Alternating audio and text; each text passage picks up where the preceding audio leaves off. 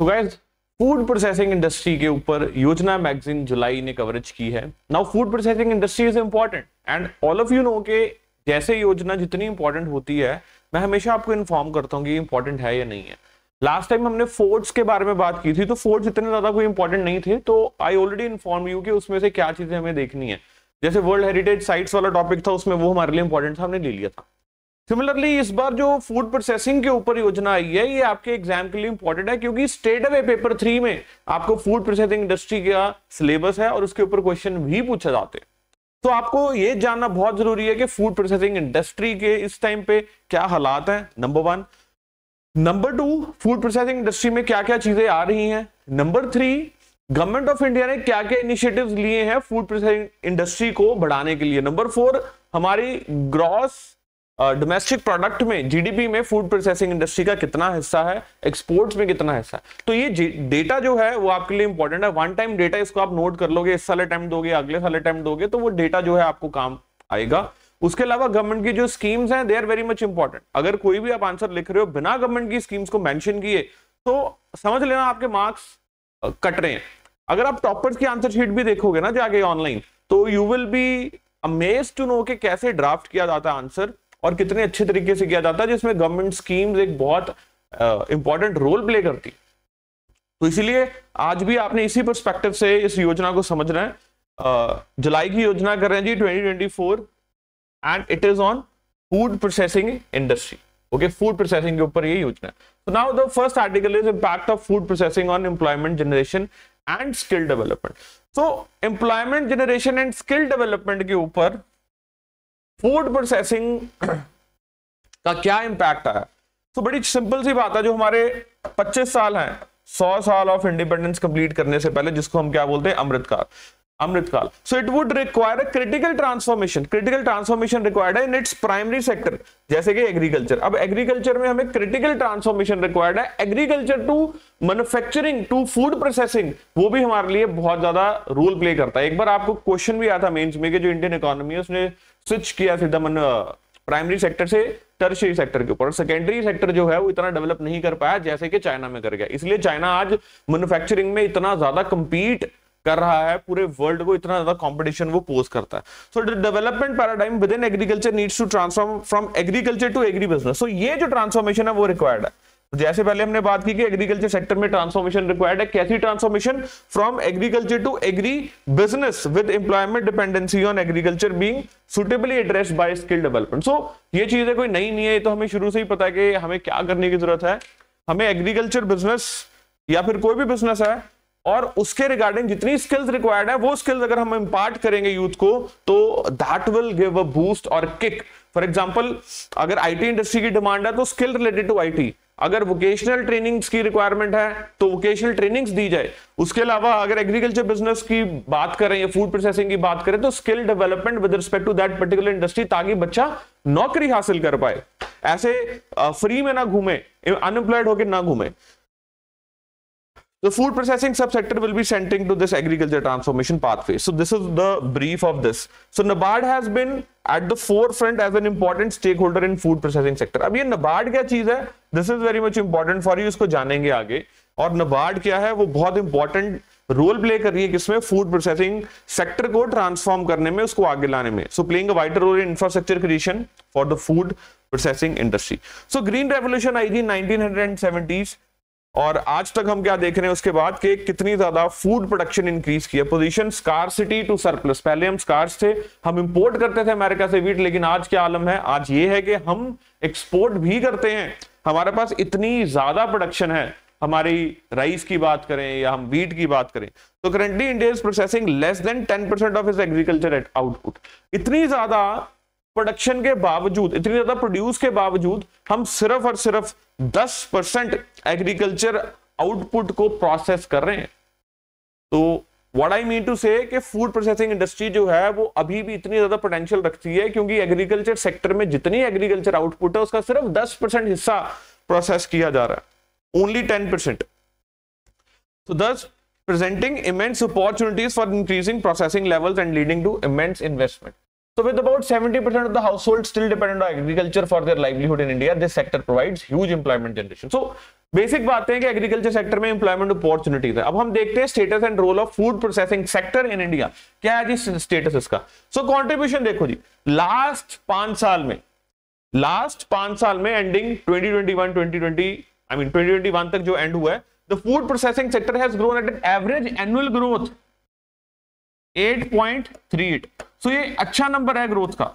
और उससे पहले 2011 से 12 तक सिर्फ और सिर्फ अप्रोक्सीमेटली 5% की ग्रोथ के साथ ये बढ़ रहा था, लेकिन अब अप्रोक्सीमेटली 8.5% की ग्रोथ के साथ ये आगे बढ़ रहा है। सो ऑफ कोर्स नंबर तो इंक्रीज हुआ, ये परसेंटेज इंक्रीज हुआ है इसकी ग्रोथ का। Food processing sector has also emerged as an important segment of the Indian economy in terms of its contribution to GDP. That's right, अगर बढ़ रहा है तो जीडीपी में भी इसका कंट्रीब्यूशन अच्छा है। तो फूड प्रोसेसिंग सेक्टर ने कॉन्स्टिट्यूट किया as much as 10.54% and 11.7% of gross value added in the manufacturing and agriculture sector. अब ये नंबर्स आपको याद रह जाए तो अच्छे हैं, नहीं रह जाए तो ज्यादा दिमाग में मत डालना। बस ये देखना कि ईयर ऑन ईयर हमें क्या देखने को मिल रही है, फूड प्रोसेसिंग इंडस्ट्री में ग्रोथ देखने को मिल रही है। That is the contribution to the GDP and GDP में भी कंट्रीब्यूशन बढ़ रही है। एम्प्लॉयमेंट जनरेशन की बात करें, सो एनुअल सर्वे ऑफ इंडस्ट्रीज के रिगार्डिंग 2019-2020 का जो सर्वे था, the total number of person जो एंगेज हैं फूड प्रोसेसिंग सेक्टर में वो 20 लाख थे। ये रजिस्टर्ड हैं वो कंपनीज, जो फर्म्स रजिस्टर्ड हैं उनमें 20.32 लाख लोग जो है वो काम कर रहे हैं। मोरओवर जो अनरजिस्टर्ड फूड प्रोसेसिंग सेक्टर्स हैं वो अप्रोक्सीमेटली 50 लाख लोगों को एम्प्लॉयमेंट में सपोर्ट करते हैं। नाउ दिस इज समथिंग जो आपको याद रखना है। सो अप्रोक्सीमेटली क्या हो रहा है जी यहां पर 70 लाख या अब 70 ज्यादा ही होगा क्योंकि ये सर्वे भी पुराना ही है। तो अब तक तो मुझे लग रहा है 1 CR तक एम्प्लॉयमेंट जनरेट कर रहा है फूड प्रोसेसिंग इंडस्ट्री। तो अगर फूड प्रोसेसिंग इंडस्ट्री की पोटेंशियल भी ज्यादा है तो इसको इंप्रूव करेंगे तो ऑटोमेटिकली लोगों को क्या मिलेंगी जी, नौकरियां मिलेंगी। Is that clear? आगे चलते। तो ministry of food processing industry through implementation of central sector scheme. अब ये सेंट्रल सेक्टर स्कीम क्या है? प्रधानमंत्री किसान संपदा योजना, PMKSY। Very important. बेसिकली कोई भी आपको फूड प्रोसेसिंग इंडस्ट्री के रिगार्डिंग क्वेश्चन आए, कोई इंफ्रास्ट्रक्चर डेवलपमेंट के रिगार्डिंग क्वेश्चन आए, तो आपने प्रधानमंत्री किसान संपदा योजना के बिना आंसर नहीं लिख के आना। तो प्रधानमंत्री किसान संपदा योजना, नाउ ये योजना है क्या कि क्या क्रिएट कर रहे हैं? मॉडर्न इंफ्रास्ट्रक्चर जिसमें एफिशिएंट सप्लाई चेन मैनेजमेंट होगी। कहां से? From farm gate to retail outlet for promotion. So everything they are trying to include in the infrastructure, चाहे लॉजिस्टिकल सपोर्ट की बात करो, चाहे वेयर हाउसिंग की बात करो। सो व्हाटएवर इट टेक्स, उसमें प्रधानमंत्री किसान संपदा योजना के तहत इंफ्रास्ट्रक्चर सपोर्ट दी जा रही है for food processing industry across the country, जिसमें क्रिएशन ऑफ मॉडर्न इंफ्रास्ट्रक्चर है with efficient supply chain management. Supply chain management के ऊपर फोकस करके किया जा रहा है। सिमिलरली आत्मनिर्भर अभियान, अगेन एक और स्कीम, आत्मनिर्भर अभियान, ministry of food processing industry launch a centrally sponsored scheme. So same इधर भी फूड प्रोसेसिंग इंडस्ट्री ने ही इसको लॉन्च किया, centrally sponsored scheme, name Pradhan Mantri formalisation of micro food processing enterprises. So Atmanirbhar Abhiyan के अंदर ministry of food processing industry ने एक और स्कीम लॉन्च की which is Pradhan Mantri formalisation of micro food processing enterprise. So PMFME, ये भी आपके लिए क्या है इंपॉर्टेंट जून 2020 में, ताकि लोकल चीजों को एनकरेज किया जा सके। सो यहां पर it is vocal for local. तो बस ये कीवर्ड्स याद रखिएगा, प्रधानमंत्री Kisan Sampada Yojana for creating modern infrastructure and Pradhan Mantri formalisation of micro food processing enterprises, vocal for local. बस आपके नोट्स में इतना ही लिखने की जरूरत है, आपको इससे ज्यादा कुछ और लिखने की जरूरत नहीं है। तो फूड प्रोसेसिंग जहां भी आपने अपना सिलेबस लिखा है और सिलेबस में फूड प्रोसेसिंग का हेड डाला है, उसके नीचे ये 2 चीजें लिख लो। एग्जाम में क्वेश्चन आएगा तो आप इसको रिवाइज करके लिख दोगे, 1-2 फैक्ट लिख दो, जैसे बताया कि टोटल 70 लाख एम्प्लॉयमेंट किए जा रहे हैं। तो तैयारी का तो यही लेवल होता है ना, और हैफेजेड वे में, रैंडम वे में तैयारी नहीं होती है, ये स्ट्रक्चर्ड मैनर में ऐसी तैयारी होती है। अब स्किल डेवलपमेंट देखते हैं फूड प्रोसेसिंग इंडस्ट्री का। सो मेजर चैलेंज जो फूड प्रोसेसिंग इंडस्ट्री में आइडेंटिफाई किया गया है, that is with respect to the skill development होगी। क्यों? क्योंकि लोगों के पास उतनी स्किल नहीं है कि वो नौकरियां हासिल कर पाए। तो that is what is something जो करने की जरूरत है। इसी के चलते government has undertaken several skill development initiatives, ताकि technically qualified and trained staff मिले फूड प्रोसेसिंग इंडस्ट्री को। सो अभी हमने क्या चीजें देखी? स्किल डेवलपमेंट देखी, हमने देखे एम्प्लॉयमेंट जनरेट कैसे की गई, एंड देन हमने देखा कि कंट्रीब्यूशन टू द जीडीपी। तो इन 3 एस्पेक्ट्स के ऊपर हमने जोर लगाया कि क्या कॉन्ट्रीब्यूशन है, रिमेंबर दिस, इंपॉर्टेंट। अब देखते हैं नाबार्ड, जैसा कि मैंने आपको बताया था नाबार्ड का क्या रोल है। So role of NABARD in food processing and storage infrastructure. So NABARD has been at the forefront as an important stakeholder in food processing sector. क्या, कैसे? So it is playing a vital role in infrastructure creation. Then उसके अलावा नाबार्ड जो है दो important funds manage करता है, food processing fund and warehouse infrastructure fund, जो कि एलोकेटेड है बाय गवर्नमेंट ऑफ इंडिया, ताकि फूड प्रोसेसिंग इंडस्ट्री को सपोर्ट किया जा सके। अब फूड प्रोसेसिंग फंड ये जो नाबार्ड मैनेज कर रहा है, अब ये दो फंड्स को कौन मैनेज करता है, प्रीलिम्स का क्वेश्चन बन सकता है। नाबार्ड का क्या रोल है? नाबार्ड बहुत इंपॉर्टेंट रोल प्ले कर रहा है in processing, in sector playing a vital role in infrastructure creation. Okay, so government of India instituted the food processing fund in NABARD 2014-2015 में। तो ये फंड को क्रिएट किया गया with the corpus of 2000, because वो चाहते थे तब से क्या कि जो फूड प्रोसेसिंग इंडस्ट्री है उसको किक मिले। ऑब्जेक्टिव क्या था? Providing affordable credit to the public and private players for setting up designated food parks. Is that clear? तो दो फंड हैं जो जिसके बारे में बात की, important. Warehouse infrastructure fund, government of India now dedicated warehouse infrastructure fund, जिसमें कॉर्पस 5000 करोड़ का। अब 2000 करोड़ का 5000 करोड़ का, you need not to remember this fact. अब फंड क्यों स्टैब्लिश किया गया? एक स्टैब्लिश किया गया कि इंफ्रास्ट्रक्चर को सपोर्ट करने के लिए, और जो दूसरा फंड था that was food processing fund, जिसमें providing affordable credit to the public. बस ये नोट्स में लिखा, NABARD important role food processing, दो फंड्स के बारे में लिख लिया, और एक फंड क्या कर रहा है? क्रेडिट प्रोवाइड कर रहा है, दूसरा वेयर हाउसिंग इंफ्रास्ट्रक्चर प्रोवाइड कर रहा है। That is all. इसके अलावा और किसी के ऊपर आपको कुछ जोर नहीं देना। देखते हैं अगला टॉपिक। सो ऐसे छांट के पढ़ाई करोगे, योजना की लेक्चर लगा के पढ़ाई करोगे तो आपको बहुत बेनिफिट होने वाला। India food regulatory landscape transitioning towards the robust and contemporary system. So ये हेड जितना भी आपको मुश्किल लगेगा यार ये क्या, transitioning towards the robust and contemporary system, but anyway हमने बीच में से जो मटेरियल निकालना है वो हमें मिल ही जाएगा।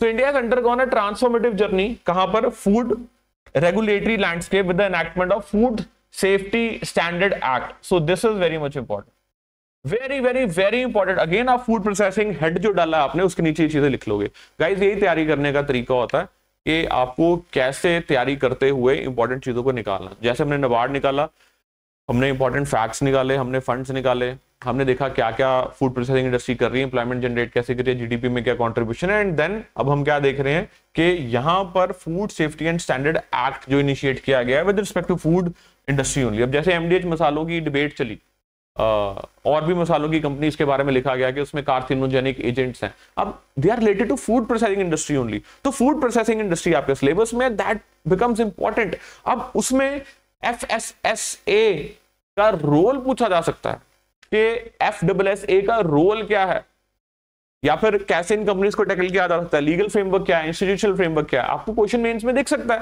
तो आपको उसके ऊपर ध्यान देना। This comprehensive act replaced the erstwhile fragmented and outdated laws and established the apex food regulator of the country, FSSAI. So Food Safety and Standard Authority of India. So FSSAI ये एक्ट जो है इसने एक authority establish की, food safety and standard authority of India. अब ये responsible है किस लिए? Domestic and imported food. जितना भी डोमेस्टिक एंड इंपोर्टेड फूड बन रहा है क्या वो सही है? क्या उसमें कुछ ऐसा तो नहीं है which is against the health of the individual, against the it is detrimental to the health of the people? ये सारी चीजों को इनको ख्याल में रखना है। इसके अलावा और भी चीजों को इनको ध्यान में रखना होता है। सो while department of commerce is responsible for regulating the exports, so exports को ये रेगुलेट नहीं कर रहे हैं। एक्सपोर्ट्स को कौन कर रहा है जी? Department of commerce. ये इंपोर्ट को और डोमेस्टिक प्रोडक्शन का ख्याल रख रहे हैं। अब ये क्या कर रहे हैं? They're encompassing formulating science based standard and regulating manufacturing, import, distribution and sale of the food products.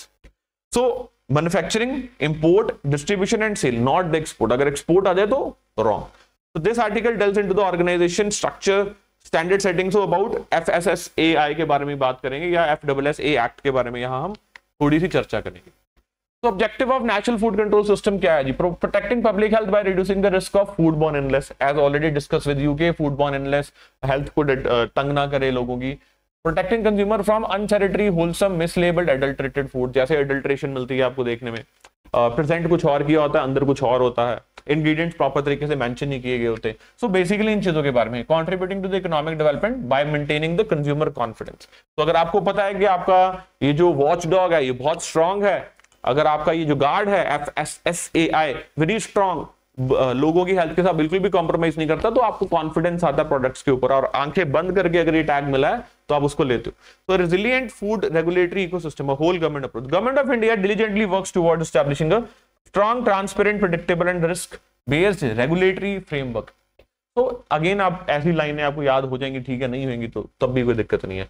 अब देखते हैं क्या क्या चीजें हमें देखने को मिल रही हैं और इंपॉर्टेंट, जैसे हमने देखा FSSAI, उसके अलावा एक्सपोर्ट इंस्पेक्शन काउंसिल, इनको तो सिर्फ आप लिख लीजिए चाहे, export inspection council, agriculture and processing food products export development, APEDA, MPEDA, then spice board etcetera. इसके अलावा food safety and standard authority of India हमने देखा already, okay.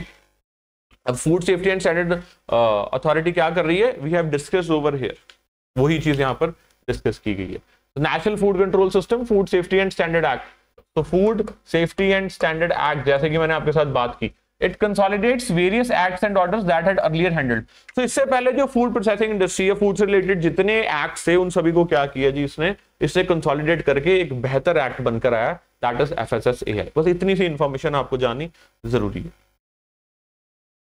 So the harmonization, और ये क्या कर रहे हैं जी, FSSAI emphasize harmonizing Indian food standards with international guidelines, those established by Codex Alimentarius Commission. Now this is very much important. ये भी फूड प्रोसेसिंग इंडस्ट्री वाले जो पार्ट है उसके नीचे लिख लीजिएगा, Codex Alimentarius Commission. So this is international food standard body. क्या है जी ये, इंटरनेशनल फूड स्टैंडर्ड बॉडी है, established by FAO and WHO in 1963. Very much important. International Food Standard Body. तो इंटरनेशनल फूड स्टैंडर्ड बॉडी है, national food standard body नहीं है। FSSAI क्या है, national food standard body. International क्या है, codex Alimentarius commission, जो कि स्टैब्लिश किसने की थी, FAO, food and agriculture organization and world health organization in 1963। This is something important. ये उसके साथ हार्मनी में रह के काम करती है, कौन, FSSAI। So food import clearance system ensures that all imported food products meet the required safety standards. That is right. अब देखिए role of different autonomous organization in exports. ये तो हमने बात की थी अभी इंपोर्ट्स डोमेस्टिक के बारे में। अब एक्सपोर्ट्स की बात करें तो export inspection council important, agriculture and processing food products export, APEDA, जो हमने ये सारे यहां डिस्कस किया था, इफ यू रिमेंबर दिस, तो उनके बारे में डिटेल में दिया गया है। तो इसके अंदर क्या क्या है, एक एक दो लाइनों में आप खुद देखते जाइएगा। एक्सपोर्ट इंस्पेक्शन काउंसिल, अपेडा के बारे में बात की, MPEDA, tea board, this tea board is important. It was established to promote cultivation, processing and domestic trade as well as export. So cultivation, processing, domestic trade और export भी, export of tea from India, then coffee board, then spice board, coconut development board, Chifexil, Capexil, IOP, EPC and these were the bodies. बस इनके नाम आपको लिखने हैं guys अपने register में, जहां फूड प्रोसेसिंग का हेड डाला है। जीएस पेपर 3 के अंदर आपने फूड प्रोसेसिंग इंडस्ट्री का हेड डाला होगा, उसके अंदर जो इंपॉर्टेंट फैक्ट्स मिल जाए फूड प्रोसेसिंग के रिगार्डिंग एंड जो ये आपको बॉडीज मिल जाए, ये आपको लिखनी है। That clear. तो प्रोसेस फूड्स, जो उनकी डिमांड क्या है जी, बढ़ती जा रही है। तो भारत आटा, इसमें जो इंपॉर्टेंट चीज है दैट इज व्हाट, भारत आटा। तो गवर्नमेंट ने ही अपना एक आटा इंट्रोड्यूस किया है, premium quality whole wheat flour, launch under government open market sale scheme. So open market sale scheme के तहत department of food and public distribution ने क्या किया जी, भारत आटा के नाम से एक आटा इंट्रोड्यूस किया है, व्हीट इंट्रोड्यूस किया है। और ऐसा नहीं है कि ये सस्ता है, कंपैरेटिवली सस्ता है, लेकिन उसको फ्री राशन वाला मत समझिएगा, इसको कंपैरेटिवली सस्ता है, लेकिन इसकी क्वालिटी जो है that is premium quality. So all of you should try. यहां पर पिक्चर्स भी लगी हैं भारत आटा की। तो export potential and global competitiveness of Indian processed food. अब इंडियन प्रोसेस्ड फूड्स के बारे में देखें तो क्या हमें नजर आ रहा है, इंडिया एक्सपोर्ट कर रहा है वाइड वैरायटी ऑफ आइटम्स। अब वाइड वैरायटी ऑफ आइटम्स की बात करें तो इसमें हमें agriculture, food and agriculture products approximately 11% constitute करते हैं हमारे टोटल एक्सपोर्ट्स का। तो जितना भी हमारा एक्सपोर्ट है उसमें से 11% तो फूड एंड एग्रीकल्चर प्रोडक्ट्स हैं। Important fact, very important fact, recognizing the strategic importance of agriculture exports. Okay, so production linked incentive scheme जो है गवर्नमेंट की फॉर फूड प्रोसेसिंग इंडस्ट्री, उसने एक बहुत बड़ा किक दिया। प्रोडक्शन लिंक्ड इंसेंटिव स्कीम क्या है, इट इज बेसिकली के जब गवर्नमेंट क्या देती है, आपको इंसेंटिवाइज करती है अगर आप फूड प्रोसेसिंग इंडस्ट्री में प्रोडक्शन बेस लेके चलते हो, ताकि गवर्नमेंट का भी यही मानना है कि फूड प्रोसेसिंग इंडस्ट्री को हमें आगे लेके जाना है, आगे बढ़ाना है। एंड लोग इंटरेस्ट कैसे शो करेंगे? अगर गवर्नमेंट सपोर्ट करेगी। So that is the scheme, production linked incentive scheme. So Indian economy is not export centric. वैसे तो हमारी इकोनॉमी एक्सपोर्ट सेंट्रिक नहीं है, येट जो हमारे एक्सपोर्ट्स हैं दे contribute about 23% of the GDP. 23% of the GDP जो है वो एक्सपोर्ट से आ रहा है हमें। और उसके अलावा अगर हम बात करें चाइना और अमेरिका की, यहां पर यूएसए की तो सिर्फ 12% ऑफ द जीडीपी एक्सपोर्ट है, जापान की 19 एंड चाइना की 21। तो हमारी कितनी है? 23। सबसे ज्यादा तो हमारी है। On similar lines, India's share in global imports of processed food is way too low compared to its potential. Anyways, so production linked incentive scheme for food processing industry approved by Union Cabinet 2021 में इसको approve किया गया। अब देखो scheme के बारे में जो ब्रीफ किया था मैंने, ये एम क्या कर रही है? Diversify India's export portfolio by focusing on value added segments. Export portfolio को हमें क्या करना है? देखो एक्सपोर्ट हमने देखा अभी कि कितना कंट्रीब्यूट कर रहा है export is contributing around 23% of the GDP. The Indian economy is not export centric, yet exports contribute to around 23% of the GDP. Is that clear? So उसके लिए what are they aiming to? Aiming to diversify India's export portfolio. Export portfolio को diversify करना, बढ़ाना, in the sense के और ज्यादा export हो सके, मल्टीपल आइटम्स की एक्सपोर्ट हो सके। To portfolio by focusing on value-added segments. So value-added segments and incentivizing manufacturing in 4 specific food product segments. अब ये जो 4 specific food product segment है, जहां प्रोडक्शन लिंक्ड इंसेंटिव स्कीम लगाई जा रही है या हेल्प किया जा रहा है मैन्युफैक्चरर्स को, that is ready to cook या रेडी टू ईट फूड्स। जैसे कि आप देखते हो रेडी टू कुक फूड्स में आपको सूप के सैशे नजर आते हैं मार्केट में, nor and so like that like. तो उसमें आपको ये चीज production linked incentive scheme help करेगी। रेडी टू ईट में आप किसी भी चीज को देख सकते हो, चिप्स के पैकेट्स को देख लो, बिस्किट्स को देख लो, they are ready to eat foods. तो processed fruits and vegetables, marine products, mozzarella cheese, ये सारी चीजें क्या है प्रोडक्शन लिंक्ड इंसेंटिव स्कीम में कवर होती है। सो ये प्रमोट क्या कर रही है? Basically innovation, organic products from SME। Is that clear all of you? तो गाइस मैं फिर बोल रहा हूं आपको, जो इंपॉर्टेंट चीजें होती है हमें उन्हीं को उठाना होता है, बाकी चीजों को आप इग्नोर कर सकते हो। Another integral component of production linked incentive is global promotion of brand India through branding marketing support. तो इसका पर्पस ये भी है कि ब्रांड इंडिया क्या हो? प्रमोट हो। सो प्रधानमंत्री कृषि संपदा योजना के तहत हम क्या कर रहे हैं? इंफ्रास्ट्रक्चर चैलेंजेस को ओवरकम कर रहे हैं, प्रमोटिंग टेक्नोलॉजी या कोल्ड चेन एस्टैब्लिश करना, जितने भी इंफ्रास्ट्रक्चर की रिक्वायरमेंट है, दैट इज थ्रू प्रधानमंत्री किसान संपदा योजना। So government has recently launched initiatives specifically designed to boost the food exports through mega food parks। तो मेगा फूड पार्क भी आप क्या कर सकते हो? नोट डाउन कर सकते हो, मेगा फूड पार्क, जिससे क्या किया जा रहा है? फूड एक्सपोर्ट्स को किक देने की कोशिश की जा रही है। So मैं सब वो चीजें बता रहा हूं जो आपको क्या करनी है, अपने नोट्स में लिख के रहनी है। Upon analyzing the UNCTAD, which United Nations Conference on Trade and Development World Integrated Trade Solution, data on consumer goods which cover 189 tariff lines at 6 digits include both finished and semi-finished food products। अब देखते हैं इधर, definition of food processing industry includes both manufactured and other value-added processes। Manufactured process involves transformation of, अच्छा basically क्या किया जा रहा है? डेफिनेशन क्या है जी फूड प्रोसेसिंग इंडस्ट्री की? इसमें manufacturing and other value added process, या तो मैन्युफैक्चर कर रहे हो या अदर वैल्यू एडेड प्रोडक्ट्स भी डाल रहे हो, तब भी उसमें इंक्लूड किया गया। तो मैन्युफैक्चर्ड प्रोसेस इन्वॉल्व्स क्या?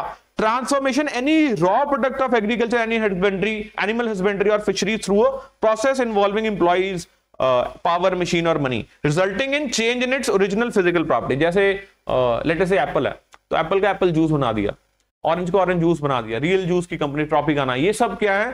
फूड प्रोसेसिंग इंडस्ट्री के आपके सामने एग्जांपल्स हैं।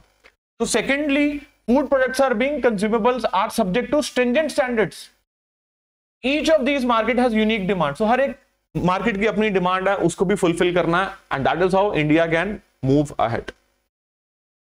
तो देखते हैं कोकोनट क्रेज। अब ये कोकोनट क्रेज में कुछ ज्यादा देखने को मिला नहीं था, बेसिकली इसमें कोकोनट के बारे में बताया गया था। So coconut is a tropical palm cultivated mainly in tropical countries. ये इंपॉर्टेंट है, कोकोनट कहां मिल रहा है जी? Tropical palm cultivated mainly in tropical countries lying on both sides of the equator. So ये प्रीलिम्स के पर्सपेक्टिव से इंपॉर्टेंट फैक्ट था कि लैटिट्यूड के नजदीक एंड उसके बाद दोनों साइड्स पे, तो eastern hemisphere as well as western hemisphere. तो प्रीडोमिनेंटली कोस्टल एरियाज में हमें देखने को मिलता है। Coconut oil contains medium chain fatty acids. अच्छा, ये एक और इंपॉर्टेंट था कि ये कॉस्मेटिक इंडस्ट्री में इसका इस्तेमाल बहुत होता है। क्यों? क्योंकि इसमें क्या है जी, lauric acids gets converted into monolaurin when ingested, which is the component present in the breast milk that imparts immunity to the infants. तो ये क्या करता है जी, इम्यूनिटी टू द इन्फेंट्स को इंपार्ट करता है। Then virgin coconut oil, virgin coconut oil मतलब बिल्कुल purest form of coconut oil. Then production linked incentive scheme, जैसा कि मैंने आपको बताया उसके बारे में बताया गया यहाँ कि कैसे प्रोडक्शन लिंक्ड इंसेंटिव स्कीम काम करती है। Details of one district one product brand, this is आत्मनिर्भर भारत अभियान। सो जैसे मैंने आपको बताया था, आत्मनिर्भर भारत अभियान के तहत ministry of food processing industry is implementing the centrally sponsored. So central sector scheme और सेंट्रल स्पॉन्सर्ड स्कीम ये दोनों अलग होती है, इसको आपको देखना पड़ेगा, इसके लिए हम एक वीडियो भी कर देंगे आपके लिए। So PM formalisation of micro food processing enterprises scheme for providing financial, technical and business support for setting up upgradation micro food processing enterprises in the country. So one district one product one brand, इसमें क्या है कि हर एक district की जो खासियत है उसको डेवलप करना। one district one product one brand, that is what is the vision. For example किसी पर्टिकुलर एरिया में अगर लड्डू है तो लड्डू को उसको पॉपुलर कर देना, one brand one district. Is that clear? या फिर कुछ किसी की कुछ और खासियत है तो वो वहां कर देना। तो फॉर एग्जाम्पल सी हियर, ये स्कीम जो है प्राइमरली अडॉप्ट करती है one district one product approach. क्या? One district one product approach. क्या? क्यों? ताकि रीप किया जा सके benefit of scale in terms of procurement of input, availing common services and marketing of products. So ताकि इकोनॉमीज ऑफ स्केल का benefit लिया जा सके, प्रोक्योरमेंट की जा सके, common services and marketing of product, and फिर अकॉर्डिंगली संपदा स्कीम के अंडर इंफ्रास्ट्रक्चर भी वैसा डेवलप किया जा सके। तो गाइस ये थी योजना इस महीने की, जिसमें इंपॉर्टेंट चीजें हमने देखी। क्या लीगल फ्रेमवर्क है, क्या इंस्टीट्यूशनल फ्रेमवर्क है, उसके बारे में भी हमने बात की। क्या स्टेटस है वो भी बात की हमने, क्या चैलेंजेस हैं वो भी बात की, क्या कॉन्ट्रीब्यूशन है वो भी बात की। Food processing industry GS paper 3 very much important. उसके नीचे कम से कम आपके यहां से 15 से 20 कीवर्ड निकल सकते हैं इस योजना से, which is important for you. Thank you.